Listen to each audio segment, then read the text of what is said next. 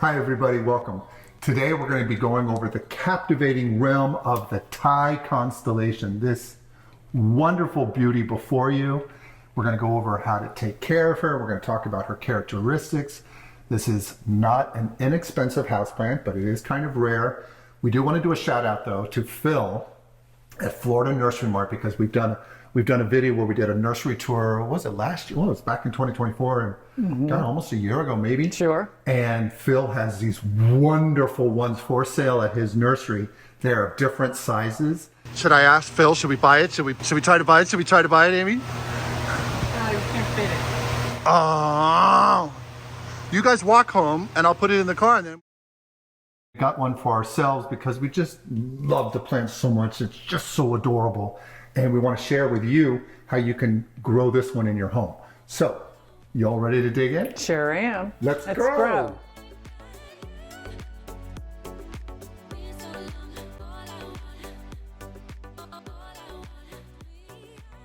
Let's kick this off by telling you the botanical name for this wonderful houseplant. This houseplant goes by the botanical name Monstera deliciosa, Thai Constellation. And there's several things I want to mention about that. One, shout out to my friend Kelly Dresser, who I went to University of Florida Landscape Architecture program with, and we were studying plants back in the day, many moons ago. She's the one who taught me how to remember the genus and species of this plant. Monstera deliciosa, that's the genus, species, and then this has been cultivated as the Thai Constellation, and we'll go into that in a second. But Kelly and I were learning, and I couldn't even remember the name. She goes, Mike, think of it as a monster who's eating this, and it looks like cheese, and it's delicious. And that's why it gets the name Swiss cheese, because it gets these fenestrations over time, and that'll happen on the standard Monstera deliciosa, which we've done a houseplant video on that. But the Thai Constellation is a wonderful cultivated variety that they built, or that they developed actually in Thailand, and that's why it gets that name, that Thai Constellation. And the constellation is a really cool part, a really cool fun fact for you there, is that these little dots that are part of the plant look like a constellation of stars at night. So not only will you get this nice creamy white yellow leaf, which is what this plant is known for, but you also get these little speckles throughout. And as you may know, I love variegation, as you can see with the tricolor Hoya up here, and so many of the houseplants are so adorable. Not to confuse this with another one, but I'm going to throw this out to you, that there's also the Albo variety that's been out there, and it's much more rare than the Thai Constellation, although these are not that common. Again, and they're not cheap, unfortunately, but they're beautiful houseplants. The Albo gets a very white, creamy white. This gets more of a creamy white to a light gray. Actually, very similar to the not the fiddle leaf. What my mind? It's the Taniki. Yay! I remembered. My old mind remembered the Taniki ficus. This will have similar modeling sometimes to the Taniki, which is a totally different plant, but it doesn't get as white as the Albo. And the Albo is striking, but it's very, very hard to come by and get that. But there's so many out there. Or not so many, but there's several out there that you can get your hands on, and you have the budget. They'll make for a great houseplant. Just adorable. And if you swing her around here, you can see. Look at that, so pretty. Now the babies, if you get a small one, the leaves are going to stay entire. They're not going to develop any of these holes or these fenestrations. It's only when they start to get larger that they develop this Swiss cheese look to them. And each of the plants, it's really cool. Another fun fact about them is that they'll give you this is a plant that's going to be a chameleon its whole life. Sometimes you'll get a leaf that's just mostly green with a little bit of the constellation specks. Sometimes you're going to get heavy variegation in there, and you're going to get a lot of that. Sometimes a whole half of the leaf may be of this creamy white color to it. And it's just a joy to see that, because the plant just kind of changes over time and just brings so much joy to people who love plants. And since you're here, we're obviously assuming that you do love plants like we do. And we're glad you stopped by the way. Thank you so much. And one thing to think about, this particular planter, as we're using it, was purchased as a trash can. Isn't that So great? be creative in your house, and if there's something that you're no longer using, think of another purpose for it. So we're all very big on recycling. Yeah, this is so cool. I mean, it's such a cool thing you did. It's like what a cool thing just to repurpose an old little trash can, and it gives that Thai feel like you're in some kind of resort. We just love it, and I think it's such a cool thing to bring into your home. Brings so much joy. What a conversation starter this could be for those who are not familiar with houseplants. And these are not actually too hard to take care of. And what we're going to do now is we're going to go into plant care and talk about how you can take care of this beauty in your home. So let's go on to that step. On plant care, let's first talk about lighting. But before we even do that, one thing I forgot to mention when we're talking about the plant characteristics is how big she can get in your home. The Thai Constellation can get to about 3 to 6 feet, but that's going to be over a long period of time. And it can stay in a smaller space, like on a table, for years. And then if you want to move her and if she starts to grow and she's doing really well, you can put her into a larger container and have her grow up on a totem. These will have a vine-like growth habit, just like the regular Swiss cheese does, but it's just an adorable houseplant. So again, what we want to do now is talk about lighting. So Amy, what's the best lighting for this adorable plant? This plant likes some bright light, anywhere between 800 to 1,000 foot candles, but don't put it in direct light because it could burn the leaves. So it does want some bright light. It can do as less, but you're not going to get the same results with the plant. It's not going to be quite as happy. Right. And variegated plants tend to need a little more light than others because the variegation, the white part, isn't going to have the ability to photosynthesize. There's a lot less chlorophyll or no chlorophyll in those segments.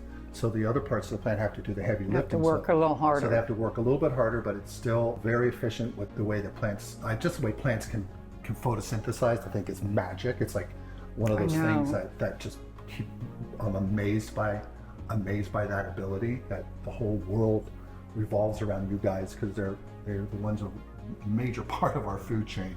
Yes. Everything on this planet. And they're just beautiful plants. Oh, I'm sorry, I just get caught up in everything with these guys, and I don't even go over the plant care that we should. So now we're going to talk about watering. 7 to 10 days, top down. You want to water thoroughly. You can do a wicking, but you don't have to with this, and we've done other videos on wick watering. But you also want to make sure you test the soil so that it's not super damp when you're going back to that watering at 7 to 10 day period. And again, it depends on your plant and the pot size. Sometimes 7 days may be for a plant that's kind of in a tighter pot and it's doing really well, it's getting enough light. So it's start checking around the 7 to the 10 day period, and once your plant gets into that regular routine, you'll start to know what works for you. But it's always good to check with your finger down an inch or so in a smaller pot, or 2 inches on a bigger pot, to see when you pull it out, if it's damp, don't water, wait a day or so. The next thing we want to talk about is soil. And very important. It's a 2-1-1-1 mix. Yes. That's 2 parts of a good indoor potting mix. Yep. And then 1 part perlite, 1 part worm casting, and 1 part orchid bark, because it does like some airflow in the soil. Yes.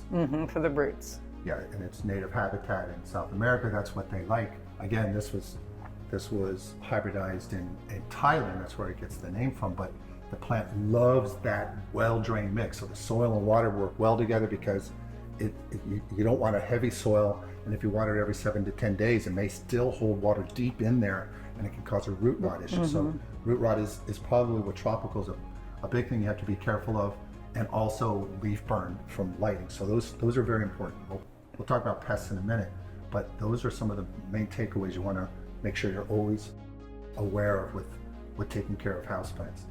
Now on fertilizer, that's on me. You want to do a 20-20-20 half strength once a month during the growing season. So that's going to start around late March, early April, and then end around late August, because the sun starts to go lower in the horizon and you have shorter days, and the plants really don't need those nutrients at that time.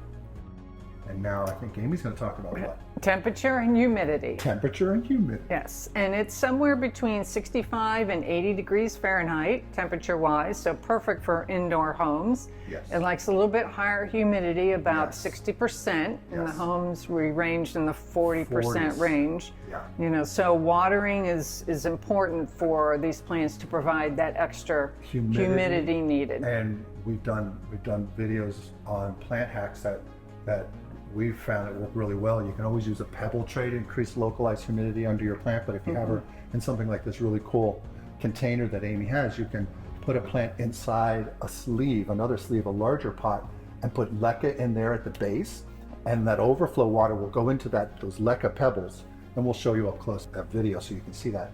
And that pebbles we found are great at evaporating moisture quickly, and it brings up localized humidity, so you get a little bit higher humidity, and the plants will love that.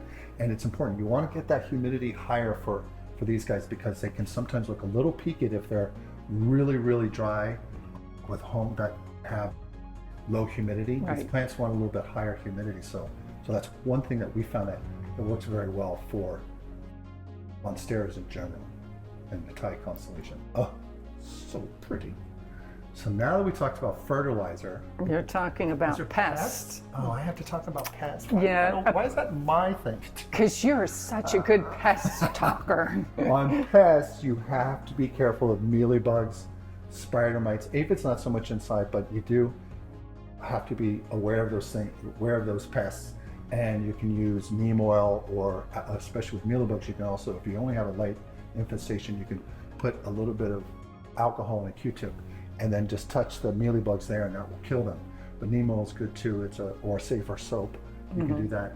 And not to worry, we're going to go right now and encapsulate everything we just talked about in written care instructions, so you can take a screenshot, but how you can take care of this beauty in your home, and then we'll come back and do a quick closing at the end. So let's go on to that step.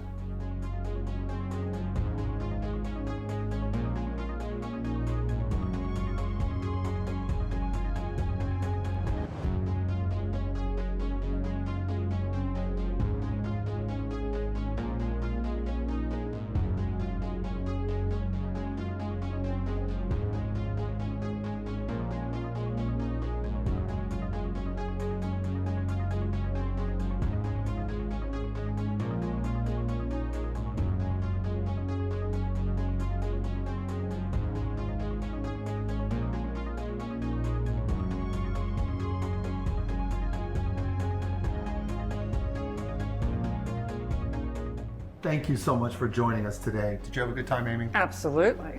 We're really happy that you stopped by today, and if you have any thoughts or questions, just please leave them in the comment section below or our email.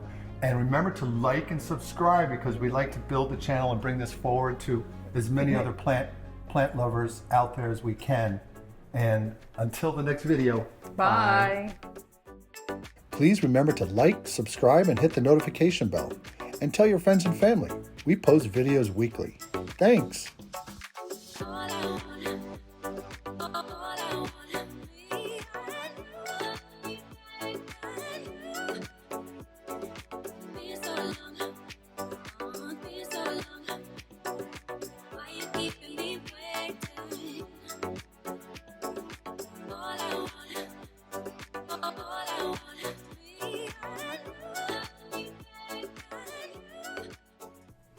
Hi everybody, welcome.